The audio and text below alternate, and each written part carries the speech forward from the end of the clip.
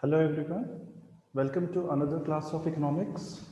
कल हम लोगों ने बात की थी इन्फ्लेशन के बारे में। इन्फ्लेशन का मतलब क्या होता है, इन्फ्लेशन को कौन लोग मेजर करते हैं, कौन सी अथॉरिटीज़ होती हैं उसके पीछे, इन सब चीज़ों पे कल हम लोगों ने डिस्कस किया था।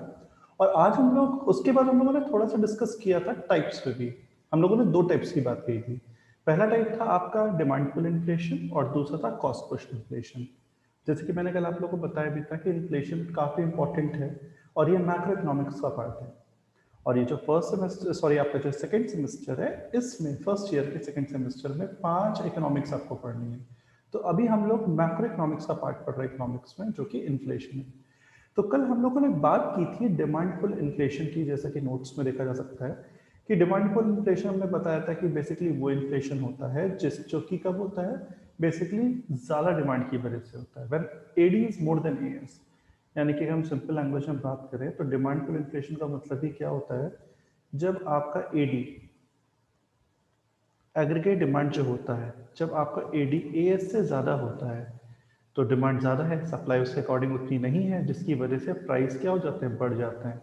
इस वाले को, डिमांड को वजह से जब प्राइस बढ़ता है, बेसिकली इस इन्फ्लेशन को हम कहते हैं डिमांड पुल इन्फ्लेशन। नाम से ही समझ में आ रहा है, डिमांड ज़्यादा होने की वजह से इन्फ्लेशन हो रहा है। क्यों? क्योंकि डिमांड ज़्यादा हो रही है, जिसकी वजह से प्राइस हो रहा है, बढ़ रहा है आपका।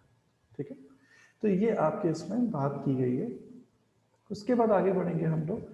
आज इसमें और आगे का टॉपिक देखेंगे। तो डिमांड पुल इन्फ्लेशन में देखिए यहाँ पे एक बात बोली गई है कि जैसे कि देखो इसमें लिखा भी है सब लोग कि इनकम इंक्रीजेस। यहाँ पर इन्होंने बहुत ही अच्छे तरीके से बताया है कि जैसे इनकम इंक्रीज होती है, इन्फ्लेशन बढ़ता है। क्यों? अगर हम लोग पैसा ज़्यादा अर्न करेंगे तो हमारी परचेजिंग पावर ऑटोमेटिकली बढ़ जाएगी, यानी कि हम अब ज़्यादा खरीद सकते हैं क्योंकि हम पैसा ज़्यादा कमा रहे हैं। अब ज़्यादा कमाएंगे तो भाई डिमांड भी ज़्यादा होगी। अब डिमांड ज़्यादा होगी तो सप्लाई को तो बनने में, चीज़ों को प्रोड्यूस करने में, बनाने में उसको टाइम तो लगता ही है भाई, तो टाइम लगेगा। तब तक डिमांड एक्सीड कर जाएगी, जिसकी वजह से फिर प्राइस बढ़ेगा और डिमांड पुल इन्फ्लेशन आएगा। तो बेसिकली ये एक जो साइकिल है, ये पूरी साइकिल को ही हम डिमांड पुल इन्फ्लेशन कहते हैं। ठीक है, ओके। अब आगे इसमें देखिए बढ़ते हैं। इसमें देखिए लिखा हुआ है in the modern macro economics inflation is explained with ADS model. ADS model basically बात यहाँ पे करें तो एग्रीगेट डिमांड और एग्रीगेट सप्लाई मॉडल से, जिसकी अभी हमने बात की थी।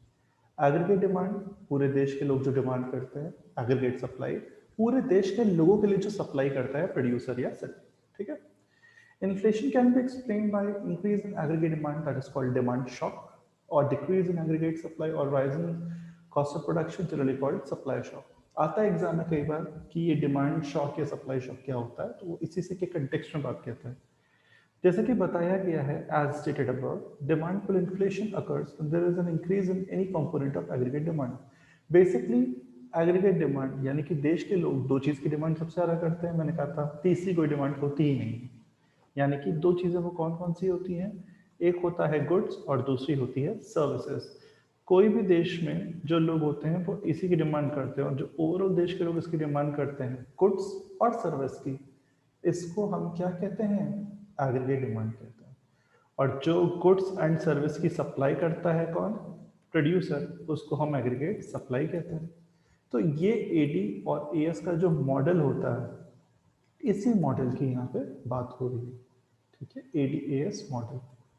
तो आई होप यहाँ तक जितना भी मैंने पढ़ाया था और लास्ट लास्ट वीडियो लेक्चर में आप लोगों ने इतना पढ़ा होगा और उसको देखा होगा। ठीक है, आगे बढ़ते हैं हम इसमें। अब देखिए इसमें जैसे कि लिखा भी हुआ है कि demand pull inflation is shown in the figure. Economics का एक रूल है कि अगर कोई भी कॉन्सेप्ट है तो अगर उसका डायग्रामेटिकली वो पॉसिबल है, वैसे मोस्टली माइक्रो और मैक्रो इकोनॉमिक्स से कॉन्सेप्ट डायग्रामेटिक ओरिएंटेड होते हैं क्योंकि वो बहुत ही टेक्निकल और बहुत ही कॉन्सेप्चुअल होते हैं, तो इसी वजह से हर चीज़ का डायग्राम होता है। तो हम लोग अब ये पूरी थ्योरी जो हमने पढ़ी है इसको हम डायग्राम के कंटेक्स्ट में पढ़ेंगे। ठीक है, तब आते हैं डायग्राम पे, जिसमें कि हम एडी और एएस पे अच्छे से चर्चा करेंगे। देखिए डायग्राम दिया हुआ है। अब इस डायग्राम के अकॉर्डिंग इसको हम थोड़ा सा इलेबोरेट करते हैं डायग्राम, तो और अच्छा रहेगा समझने के लिए। हाँ, अब जैसे कि आप डायग्राम देख सकते हैं, इस डायग्राम के अकॉर्डिंग आपको कुछ चीज़ें दी हुई हैं, कुछ पॉइंट्स दिए हुए हैं, हम उन पॉइंट्स को चर्चा करेंगे। सबसे पहले एडी, ये जो रेड लाइन है, this is called AD. AD मतलब एग्रीगेट डिमांड। क्योंकि मैंने बताया था जब इंसान की इनकम बढ़ती है तो उसकी डिमांड भी पहले से बढ़ जाती है, तो डिमांड कर्व देखिए राइटवर्ड शिफ्ट हो रहा है और एक नया डिमांड कर्व बन के आ रहा है, दैट इज एडी1। ये बात सबको पता है, सारे स्टूडेंट्स ने फर्स्ट सेमेस्टर में पढ़ी भी थी और कई बच्चों ने 11th-12th में पढ़ा कि डिमांड कर्व हमेशा क्या होता है, डाउनवर्ड टू द राइट होता है। इसलिए एडी से एडी1 हो रहा है, बट कर्व क्या रहेगा आपका, डाउनवर्ड टू द राइट ही रहेगा, राइट। उसके बाद देखिए इसमें दिया हुआ है सप्लाई। सप्लाई कभी भी डाउनवर्ड टू द राइट नहीं होती है, supply upward to the right होती है। तो धीमे धीमे सप्लाई बढ़ रही है और इंक्रीज हो रही है। इक्विलिब्रियम इस पॉइंट पर है। इस पॉइंट पर इक्विलिब्रियम क्यों है, क्योंकि यहाँ पर जहाँ पर एग्रीगेट डिमांड एग्रीगेट सप्लाई को इंटरसेक्ट करता है उस पॉइंट पर इक्विलिब्रियम बन जाते हैं। तो हम यहाँ पे वर्ड लिख देते हैं ई, और इक्विलिब्रियम ई से एडी से एडी1 हुआ, तो इक्विलिब्रियम ई से क्या हो रहा है, ई1 हो रहा है। हमने ई से ई1 नाम दे दिया, इसलिए यहाँ पर प्राइस पी से क्या हो गया, P1। तो आप खुद भी देख सकते हैं कि डिमांड बढ़ने की वजह से, राइटवर्ड शिफ्ट होने की वजह से प्राइस भी अपने आप क्या हो रहा है, इंक्रीज हो रहा है। यहाँ AD से AD1 हुआ, यहाँ P से P1 हुआ, यानी प्राइस इंक्रीज हो रहा है और इक्विलिब्रियम में भी शिफ्ट हो रहा है, जिसकी वजह से आपके जो क्योंकि आपने ये देखा इनकम आपकी बढ़ रही है, वाई से वाई हो रही है। इकोनॉमिक्स में इनकम को हमेशा वाई कहते हैं, ये रूल सबको पता होना चाहिए। Income is always represented as Y. कई लोगों को लगता है इनकम आई से रिप्रेजेंट होती है, नहीं। आई से रिप्रेजेंट जो होता है वर्ड, वो होता है आपका क्या, इन्वेस्टमेंट। वो वर्ड आपका इन्वेस्टमेंट होता है जो आपका आई से रिप्रेजेंट होता है। देखिए हम वाई से वाई बन हो रही है, यानी कि ये समझ अपने आप में ही समझ में आ रहा है कि जैसे ही देश में लोगों की इनकम बढ़ी, उनकी डिमांड बढ़ी, डिमांड बढ़ने से प्राइस भी बढ़ गया। और इस कॉन्सेप्ट को हम कहेंगे, कौन सा कॉन्सेप्ट, डिमांड की वजह से होने वाला inflation, that is demand pull inflation. ठीक है, इस कॉन्सेप्ट को हम कहेंगे डिमांड पुल इन्फ्लेशन। तो ये डायग्राम और कॉन्सेप्ट के अकॉर्डिंग यहाँ तक डिमांड पुल इन्फ्लेशन आपको एग्जाम में जितना भी आएगा, तो अगर 3 से 4 नंबर का क्वेश्चन जरूर आता है, तो you have to make the diagram. Okay, next topic है आज की क्लास का, which is your cost push inflation. कि भाई कॉस्ट पुश इन्फ्लेशन होता क्या है, तो आइए इसमें देखते हैं। कॉस्ट पुश इन्फ्लेशन, नाम से ही समझ में आ रहा है कि कॉस्ट की वजह से होने वाला इन्फ्लेशन, यानी कहीं ना कहीं कॉस्ट की वजह से आपका इन्फ्लेशन हो रहा है। सिंपल सा लॉजिक है। अब इसमें हम लोग लाइन टू लाइन चलेंगे। If there is no increase in aggregate demand, demand pull पे हमने क्या बात की थी कि एग्रीगेट डिमांड में बढ़ने की वजह से बेसिकली प्राइस बढ़ रहे हैं गुड्स एंड सर्विस के। यहाँ पे उल्टा हो रहा है, यहाँ पे एग्रीगेट डिमांड जितना था उतना ही है, यानी कि देश में लोगों की डिमांड बिल्कुल नहीं बदली है, वो उतनी की उतनी है। क्या चेंज हुआ है, प्राइस चेंज हुआ है, यानी कि प्राइस तब भी बढ़ रहा है। तो अगर डिमांड नहीं बढ़ रही तो प्राइस क्यों बढ़ रहा है भाई, उसका रीजन है क्योंकि कॉस्ट जो होती है, किसी भी चीज को बनाने में जो खर्चा आता है, लागत आती है, वो बढ़ रही है। ठीक है, जिसकी वजह से भी प्राइस बढ़ता है। अगर कोई चीज़ बनाने में रॉ मटेरियल्स महंगे हो जाएं, तो वही उसके ओवरऑल कॉस्ट अपने आप ही महंगी हो जाएगी, यानी कि उसका प्राइस बढ़ जाएगा। ठीक है, तो इस केस में भी एग्रीगेट डिमांड बढ़ जाता है। दैट इज प्योर, ये क्यों हो रहा है, कॉस्ट की वजह से। This is happening due to cost. तो इसीलिए इसको हम कॉस्ट ऑफ प्रोडक्शन में इंक्रीज होने की वजह से ये नाम दिया गया है कॉस्ट पुश इन्फ्लेशन। ठीक है, अब देखिए इसमें बेसिकली कुछ कंपोनेंट्स बताए हैं कि कॉस्ट पुश इन्फ्लेशन में क्या क्या चीजें होती हैं। देयर आर बेसिकली 4 थिंग्स या there 4 autonomous increase in cost which has been suggested, यानी कि वो पॉइंट्स हैं जो कि बताते हैं कि किन किन तरीके से कॉस्ट पुश इन्फ्लेशन होता है या किस किस चीज़ों से रिलेटेड है। ऑयल प्राइस से रिलेटेड है, फार्म प्राइस से रिलेटेड है, इम्पोर्ट प्राइस से रिलेटेड है, वेज पुश इन्फ्लेशन से रिलेटेड है। तो यहाँ पर ये सारी बातें बोली गई कि बेसिकली इन चीज़ों से रिलेटेड कॉस्ट में बढ़ोतरी होती है, ओवरऑल लागत बढ़ती है, लागत बढ़ती है तो चीज़ें अपने आप महंगी हो जाती हैं। नेक्स्ट साइड में लिखा है cost push inflation is caused by wages increase enforced by union and profits increases by employers. ये भी बिल्कुल सही बात है कि कई बार एक चीज़ होती है लेबर यूनियन, इनका काम होता है अपने मजदूरों के लिए जो संघ बनता है, मजदूरों की भलाई करना है, यानी कि उनका वेलफेयर का काम देखना है। वेलफेयर इन द सेंस कि उनको उनके अधिकार के अनुसार काम दिया जाए, जितना ज़रूरी पैसा मिल रहा है उतना ही वो काम करें, उनको उनके अधिकार का पूरा इस्तेमाल करने को मिले, उनका शोषण न हो यानी कि एक्सप्लॉयटेशन हो, इसके लिए लेबर यूनियन बना होता है। वेलफेयर देखना बेसिकली, और उनको प्रोटेक्ट करना लेबर्स को। तो कई बार इनके फोर्स की वजह से भी चीज़ें बढ़ जाती हैं। अब अगर वेजेस कम मांग होती है कि भाई वर्कर्स की बढ़ाओ, और कंपनी वेजेस बढ़ाती है, तो कंपनी की वेजेस बढ़ी, तो जो प्रोडक्ट बनकर तैयार हो रहा है, क्योंकि मजदूर प्रोडक्शन में काम करते हैं, तो उस प्रोडक्ट की प्राइस भी अपने आप क्या हो जाएगी, बढ़ जाएगी। तो यहाँ पे क्या हुआ, हमने मजदूरों का पैसा बढ़ाया तो प्रोडक्ट महंगा हो गया, कॉस्ट बढ़ गई, कॉस्ट भी क्या हो गई, बढ़ गई। तो ये कहीं ना कहीं बात हो रही है, यही बात बोली गई है कि उससे भी होता है। ठीक है। या फिर इस पॉइंट के अलावा एक और पॉइंट है जो मैं राइट साइड में लिखता हूँ, एम्प्लॉयर्स को अपना प्रॉफिट कमाना है, तो उन्होंने प्रॉफिट बढ़ाने के लिए प्राइस थोड़ा सा महंगा कर दिया। ठीक है। और प्राइस बढ़ाया, प्राइस बढ़ाने से प्रोडक्ट तो बिक ही रहा है, तो ऑर्गेनाइजेशन का प्रॉफिट अपने आप क्या हो गया, इंक्रीज हो गया। तो प्रॉफिट बढ़ाने की वजह से भी प्राइस आपका क्या हो जाता है, इंक्रीज हो जाता है। ठीक है, यही बात बोली है यहाँ पे। तो basic cause of cost push inflation is to raise money wages, और वही जो बात बोली गई है, and the productivity of labour. ज़्यादा पैसा दोगे, लेबर और अच्छे से काम करेगा, तो इस वजह से भी कॉस्ट बढ़ रही है। या फिर प्रॉफिट कमाने के चक्कर में भी आप कीमतें बढ़ाएंगे, तो भी भाई आपको फायदा होगा, तो भी आप प्राइस आपका इंक्रीज होगा ही होगा। The increase in the price includes union of demand pull still higher than wages. यानी कि in this way the wage cost spiral continues, thereby leading to the cost push or wage push inflation. बात वही है, आप wages बढ़ाएं, आप profit बढ़ाएं, आप डिमांड बढ़ा दें, कुछ ना कुछ होने से इन्फ्लेशन पे असर पड़ेगा ही पड़ेगा। यहाँ पे बोला कि next cost push inflation occurs due to supply side factor. Supply side factor की वजह से ही होता है, क्योंकि कॉस्ट का काम किसका होता है, प्रोड्यूसर का होता है। प्रोड्यूसर ही तो कॉस्ट देखता है, और प्रोड्यूसर ही कौन होता है, प्रोड्यूसर ही सप्लायर होता है। तो यहाँ पर कौन सा साइड से काम हो इफेक्ट हो रहा है, सप्लाई साइड से इफेक्ट हो रहा है। तो इसकी वजह से जैसे कि बात बोली गई है कि सप्लाई साइड की बात बोली गई है, due to supply side of factor, यहाँ पे यही वाली बात बोली गई है।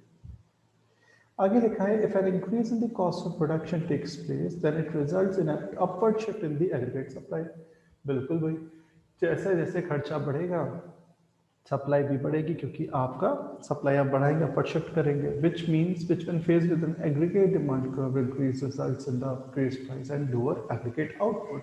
सिंपल सी बात है, प्राइस बढ़ेगा और आउटपुट क्या हो जाएगा, कम हो जाएगा। क्योंकि अगर आपको लोग महंगा हुआ, लोगों ने खरीदना बंद कर दिया, या आपकी लागत ज़्यादा हो रही है और लोग परचेज नहीं कर रहे, तो फिर आप सिंपल सी बात है अपना आउटपुट कम कर देंगे, आप दूसरी चीज़ में प्रोडक्शन करेंगे। ठीक है, तो यही बात यहाँ पे बोली गई है। नेक्स्ट है, तो ये था बेसिकली कॉस्ट पुश इन्फ्लेशन के बारे में। तो उसके बाद हम लोग आते हैं नेक्स्ट पे। नेक्स्ट दिया है आपके methods to control inflation. Inflation जो हो रहा है, अभी हमने दो टाइप के इन्फ्लेशन पढ़े। पहला पढ़ा हमने कौन सा इन्फ्लेशन, पहला हमने पढ़ा था डिमांड पुल इन्फ्लेशन, और पहला हमने पढ़ा डिमांड पुल इन्फ्लेशन, जो कि अगर डिमांड ज़्यादा होने की वजह से होता है। दूसरा पढ़ा कॉस्ट पुश इन्फ्लेशन, जो कि फैक्टर प्रोडक्शन में कॉस्ट बढ़ने से होता है। अब ये है टॉपिक आपका कि इन्फ्लेशन को हम कंट्रोल कैसे करते हैं, यानी कि जो महंगाई हो रही है इस पे काबू भी तो पाना है। तो उसको काबू में करने के कुछ तरीके होते हैं, जिन तरीकों से हम इस महंगाई को काबू कर सकते हैं। वो तरीके क्या होते हैं, आइए देखते हैं। सबसे पहला तरीका होता है आपका मॉनेटरी पॉलिसी। मॉनेटरी पॉलिसी की बात करें तो मॉनेटरी पॉलिसी वो पॉलिसी होती है, मॉनेटरी नाम से समझ में आ जाना चाहिए, मॉनेटरी का मतलब होता है मनी। जैसे ही बात होगी मॉनेटरी शब्द की, मॉनेटरी का मतलब क्या हुआ, मनी। यानी कि ऐसी पॉलिसी जो कि मनी से रिलेटेड बनी है। अब मनी से रिलेटेड पॉलिसी कौन बनाता है, हमारे देश में भारतीय रिजर्व बैंक बनाती है, यानी कि आरबीआई बनाती है। तो आरबीआई जो कि हमारे देश का सबसे बड़ा बैंक है, जो पूरे इंडिया का मॉनेटरी एक्टिविटीज को कंट्रोल करता है, चेक करता है, रेगुलेट करता है, वो पॉलिसी पैसों की आरबीआई बनाता है। तो इन आरबीआई देश में कैसी किस टाइप की महंगाई चल रही है, ठीक है, लोगों की परचेजिंग पावर कम है ज़्यादा है, उसको ध्यान में रखते हुए आरबीआई रेट ऑफ इंटरेस्ट का खेल खेलता है कि वो देखता है इकोनॉमी में कब रेट ऑफ इंटरेस्ट बढ़ाना है या कब रेट ऑफ इंटरेस्ट घटाना है, जिससे वो इन्फ्लेशन को कंट्रोल कर सके। ठीक है, तो ये काम पहला इन्फ्लेशन को कंट्रोल करने का मॉनेटरी पॉलिसी के थ्रू होता है, जो कि आरबीआई के द्वारा बनाई जाती है, और इसमें वो रेट ऑफ इंटरेस्ट के अनुसार देश में इन्फ्लेशन को कंट्रोल करती है।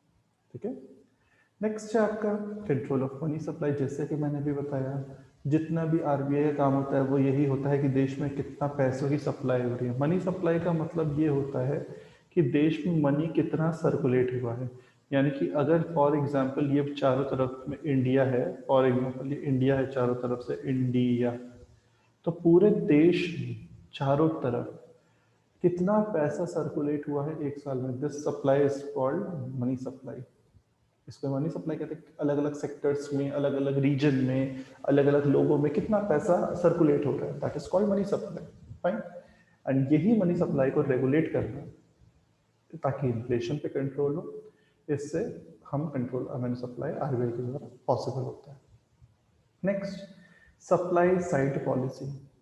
सप्लाई साइड पॉलिसी में देखो लिखा है कॉम्पिटिटिवनेस को इंक्रीज करने के लिए policies to increase the competitiveness and efficiency of the economy, putting downward pressure on long term cost. यानी कि जो लंबे समय की लागत वाली चीजें हैं उस पर कंट्रोल किया जाए, ताकि ओवरऑल कॉस्ट पे कमी करके भी हम सप्लाई पे नियंत्रण रखें, कॉस्ट के पॉइंट ऑफ व्यू से, लागत के पॉइंट ऑफ व्यू से, जिससे हम इन्फ्लेशन को कंट्रोल कर सकते हैं।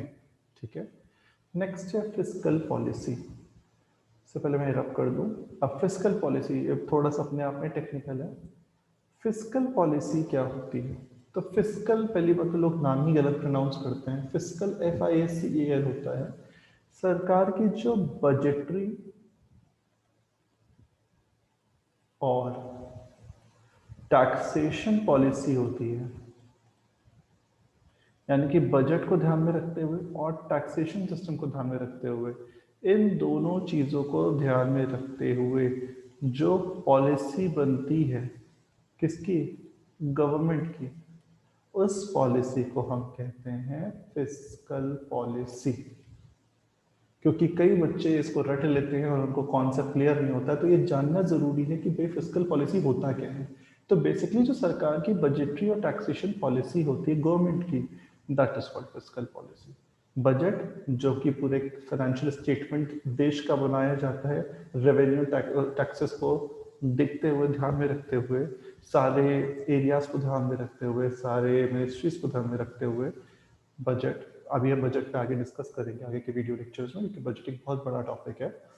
बजट और टैक्सेशन, यानी कि देश में सरकार जो टैक्स कलेक्ट करती है, टैक्स इम्पोज करती है लोगों पे, इन दोनों इंपॉर्टेंट पहलुओं को ध्यान में रखते हुए जो पॉलिसी बनती है, that policy is called fiscal policy. इसको फिस्कल पॉलिसी कहते हैं। बनाने का काम किसका होता है, सरकार का होता है। अब देखिए इसमें लिखा है a high rate of income tax could reduce spending, demand and inflationary pressure. क्योंकि आपने डिमांड पर इन्फ्लेशन में पढ़ा था कि लोगों की एग्रीगेट डिमांड काफ़ी ज़्यादा है, तो अगर गवर्नमेंट क्या करे, टैक्स बढ़ा दे, तो लोगों को ज़्यादा टैक्स देना पड़ेगा। लोगों की जो परचेजिंग पावर है, यानी कि जो खरीदने की क्षमता है, वो अपने आप क्या हो जाएगी, कम हो जाएगी, जिसकी वजह से डिमांड भी अपने आप क्या होगी, जब लोगों की बजट गिर जाएगा और उनकी डिमांड कम हो जाएगी, तो डिमांड कम होने की वजह से इन्फ्लेशन क्या हो जाएगा, कंट्रोल हो जाएगा। ठीक है, इन्फ्लेशन पे आप एक रिस्ट्रिक्शन रख सकते हैं।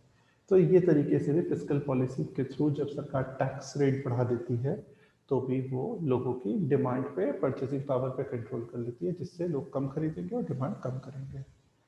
और आज की क्लास का लास्ट पॉइंट है वेज कंट्रोल। 1970 से पहले के टाइम तक का ये बात है, ये पुराना कॉन्सेप्ट है। Trying to control wages could in theory reduce inflationary pressure.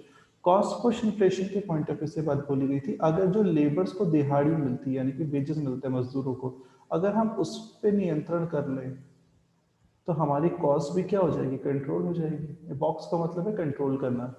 अब कॉस्ट कंट्रोल हो जाएगी तो हमारी कॉस्ट बढ़ेगी नहीं, जिसकी वजह से प्राइस भी हमारा लिमिट में रहेगा, जिसकी वजह से हमारा इन्फ्लेशन भी क्या रहेगा, कंट्रोल में रहेगा। तो ये वेज कंट्रोल पॉलिसी के तहत इन्होंने ये बात कही थी। तो आज की क्लास में हम लोगों ने क्या क्या पढ़ा है? आज की क्लास में हमने टाइप्स ऑफ इन्फ्लेशन पढ़े, demand pull, cost push inflation. उसके बाद हमने ये पढ़ा कि इन्फ्लेशन को किस तरह से कंट्रोल किया जाता है। तो आई होप आज की क्लास में आपको समझ में आया होगा। अच्छे से पढ़िए, सारे कॉन्सेप्ट्स को अच्छे से रिवाइज करिए एंड रेगुलर अपनी स्टडीज करते रहिए और सब अपना ध्यान रखिए। मिलते हैं फिर नेक्स्ट क्लास में। तब तक के लिए सब भाई स्वस्थ रहे, सेफ रहे, जो कि बहुत इस समय ज़रूरी है। Take care everyone, have a nice day.